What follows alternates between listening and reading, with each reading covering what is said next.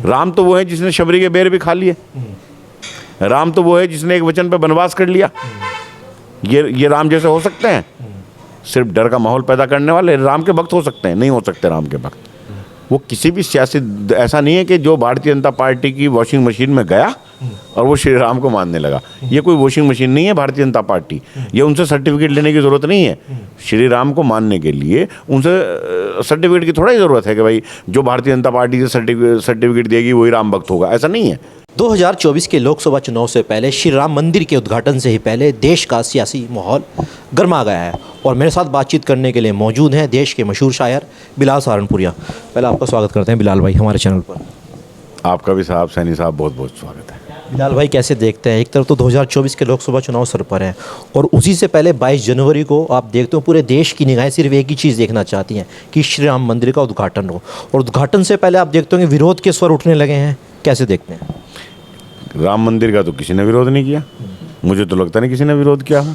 किसने विरोध किया? शायद आप भटक रहे हैं मुद्दे से भी। हाल ही में कुछ दिन पहले मौलाना अरशद मदनी विरोध कर रहे हैं, महमूद मदनी विरोध कर रहे हैं। किसी भी देश के प्रधानमंत्री को राम मंदिर के उद्घाटन में नहीं जाना चाहिए। फैसला गलत समय पर आया, दबाव में आया। क्या वो आपने वीडियोज़ नहीं देखे? देखिए साहब, मुझे नहीं पता मौलाना अरशद मदनी साहब ने क्या क्या कहा, महमूद मदनी साहब ने क्या कहा, लेकिन मैं बहुत एक छोटा सा तालिब इल्म हूँ। लेकिन मैं एक बात ये कह सकता हूँ कि ये फैसला कोर्ट का फैसला है। सुप्रीम कोर्ट ने ये आदेश दिया, एक फ़ैसला किया और देश के तमाम हिंदू और मुसलमानों ने उसका खैर मकदम किया। फ़ैसला अगर मस्जिद के हक़ में होता तो मुझे नहीं लगता क्या होता, लेकिन आप ये देखिए एक मुसलमान सड़क पर नहीं आया, सब ने फ़ैसले का खैर मकदम किया। राम मंदिर बन रहा है, राम सबके हैं, हमारी शुभकामनाएं उनके साथ हैं, राम मंदिर बने। लेकिन हमारा कहना यह है कि उसका राजनीतिकरण नहीं होना चाहिए। वो जो एक वोट बटोरने की कोशिश है, हम उसके ख़िलाफ़ हैं। हम राम मंदिर के ख़िलाफ़ ना कल थे ना आज हैं। कोर्ट में एक मामला चला और राम मंदिर क्या कोई सियासी पार्टी बना रही है? राम मंदिर सुप्रीम कोर्ट के आदेश पर बन रहा है और सुप्रीम कोर्ट ने अपने आदेश में ये बात कही कि देखिए कुछ भी हो, लेकिन हम जो फैसला दे रहे हैं वो आस्था की बुनियाद पर दे रहे हैं। उन्होंने, सुप्रीम कोर्ट ने बिल्कुल फैसला आस्था की बुनियाद पर दिया कि बहुत सारे लोगों की आस्था इसके साथ जुड़ी हुई है। चलिए साहब, उन्होंने आस्था की बुनियाद पर फैसला दे दिया और जो कुछ फैसला दिया उसका खैर मकदम है। अब वो बन रहा है तो उसका राजनीतिकरण नहीं होना चाहिए और जो कुछ हो रहा है वो शर्मनाक है। जो ये राजनीति हो रही है ये शर्मनाक है। राम चूँकि सबके हैं और प्रधानमंत्री अगर राम मंदिर का उद्घाटन में जा रहे हैं तो ठीक है जाएं, लेकिन ये जो एक माहौल बनाया जा रहा है ये माहौल गलत है।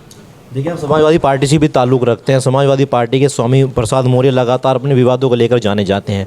कल जिस प्रकार उन्होंने एक टिप्पणी करी है राम मंदिर के कार शो पर, जिस पर हम गोलियाँ चली, तो कह रहे उसने संविधान को बचाने के लिए मौजूदा सरकार ने गोलियाँ चलवाई और ये बहुत ही अच्छा सराहनीय काम किया। तो क्या इस प्रकार के बयान आपकी नज़रों में सही लगते हैं? देखिए साहब, स्वामी प्रसाद मौर्य अपने हिसाब से बोल रहे हैं। अगर कोई आदमी किसी मुद्दे पर बोल रहा है, देखिए उस वक्त गोली चली, उस वक्त कार सेवकों पे क्या हुआ, एक हालात को संभालने वाली बात थी और वो हालात संभाले गए होंगे उस वक्त जो भी कुछ हुआ होगा। हम इतिहास के उस बात पर भी नहीं जाने चाहते। वो एक शेर है कि गलतियाँ बाबर की थी, जुम्मन का घर फिर क्यों जले। तो उन पुरानी बातों को छेड़ने से सिवाय नुकसान के कुछ नहीं होगा। हमें दुनिया में आगे बढ़ना है, हमें एक मिसाल पेश करनी है और यहाँ हिंदू और मुस्लिम का ऐसा साथ है कि अलग नहीं किया जा सकता। इन रंगों को अलग नहीं किया जा सकता। जो लोग अपनी राजनीतिक रोटियां सेक रहे हैं अलग करने के लिए, वो इस सही बात तो ये कि समाज के अंदर जहर बो रहे हैं। उसके नुकसानात आने वाले वक्त में हमें पता लगेंगे। देखिए, यहाँ पर स्वामी प्रसाद मौर्य जी मंदिर के उद्घाटनों को लेकर तमाम बयानबाजी करते हैं। वहीं पर समाजवादी पार्टी के विधायक खुद कहते हैं विधानसभा अध्यक्ष को लेटर लिख के कि जितने भी हमारे विधायक हैं हम सबको आपकी अनुमति से श्री राम मंदिर के उद्घाटन में 22 तारीख में जाना चाहते हैं। अरे भाई, उद्घाटन हो रहा है, जिसे जाना चाहे, जो अगर कोई जाना चाहता है उसको जाना चाहिए। बहुत सारे कांग्रेस के लोगों ने भी कहा कि हम जाना चाहते हैं। कर्नाटक में तो बाकायदा उन्होंने एक जो उप मुख्यमंत्री हैं, उन्होंने उप मुख्यमंत्री जी ने आदेश जारी किया है। तो ये आदमी के अपना आस्था और श्रद्धा का मामला है। मैं फिर कह रहा हूँ ये राजनीतिकरण नहीं करना चाहिए इसका। राम सबके हैं, राम यहाँ कण कण में है। राम को अल्लामा इकबाल ने इमाम हिंद बताया था। लेकिन अगर राम जी के ये सच्चे भक्त हैं तो राम राज्य का पहला कानून, राम राज्य में किसी के साथ नाइंसाफ़ी नहीं हो सकती। राम तो वो है जिसने शबरी के बेर भी खा लिए, राम तो वो है जिसने एक वचन पे वनवास कर लिया। ये राम जैसे हो सकते हैं? सिर्फ डर का माहौल पैदा करने वाले राम के भक्त हो सकते हैं? नहीं हो सकते राम के भक्त। अगर इन्हें राम राज्य स्थापित करना है तो इन्हें उन रामचरितमानस को दोबारा इन्हें पढ़ना पड़ेगा, इन्हें देखना पड़ेगा कि तुलसी ने क्या लिखा, इन्हें देखना पड़ेगा कि वाल्मीकि ने क्या लिखा। ये राम भक्त नहीं है, ये सिर्फ वोट भक्त हैं, इन्हें सिर्फ वोट चाहिए भाई। तो क्या जानबूझकर 2024 के लोकसभा चुनाव से पहले 22 जनवरी की तिथि चुनी गई, यही कहना चाहते हैं?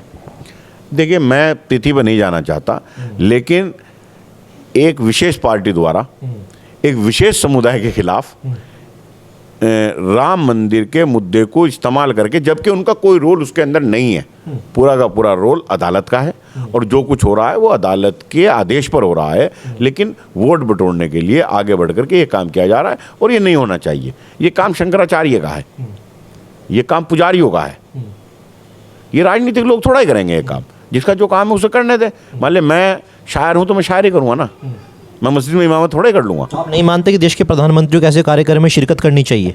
नहीं, वो शिरकत कर रहे हैं वो करें यार, मैं उनके खिलाफ थोड़ा ही ना कह रहा हूँ, लेकिन जिसका जो काम है वो करें, उसका राजनीतिकरण नहीं होना चाहिए। धार्मिक आयोजन है, धार्मिक आयोजन रहना चाहिए। देखिए, अखिलेश जी ने अपने लखनऊ स्थित कार्यालय पर लिख दिया है, बड़े बड़े पोस्टर में आ रहे हैं हमारे आराध्य देव जय श्री राम। जय श्री राम कहने में क्या दिक्कत है? जय श्री राम कहने में किसी को, भाई अखिलेश यादव जी हिंदू हैं तो जय श्री राम ही तो कहेंगे, अल्लाह अकबर क्यों कहेंगे वो? मुझे आपको जय श्री राम कहना चाहिए, मुझे अल्लाह अकबर कहना चाहिए यार, यही तो हमारा संविधान सिखाता है, सब अपने धर्म के हिसाब से कहें। क्या यार राम जी सिर्फ भारतीय जनता पार्टी के लोगों के हैं? फिर राम जी तो, सच्ची बात तो ये है कि जितने सैनी साहब के हैं इतने बिलाल के हैं।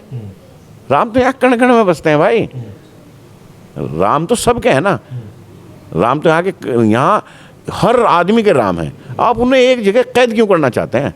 मेरी समझ में नहीं बात आती।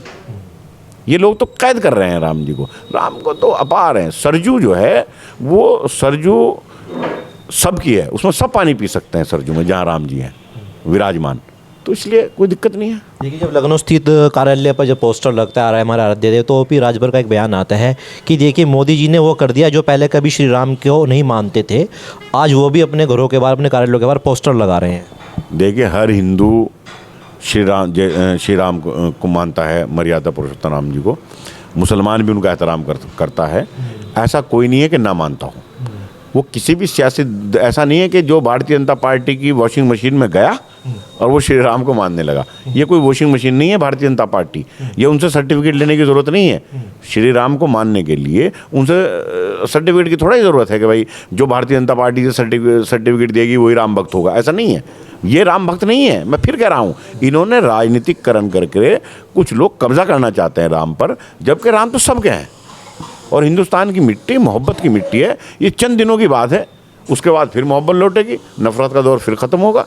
ये तो सब बहुत, हमारे हिंदुस्तान ने बहुत सारे लोगों को देखा है, बहुत सारे लोग आए यहाँ, अंग्रेज़ आए, मुग़ल आए, उससे पहले गुलाम वंश चला, उससे पहले मतलब बहुत लोग यहाँ आए, राज किया, आज चले गए, ये सब चलता रहता है। लेकिन अल्लाह, ईश्वर, खुदा, गॉड हमेशा से थे, हमेशा से हैं, हमेशा से रहेंगे।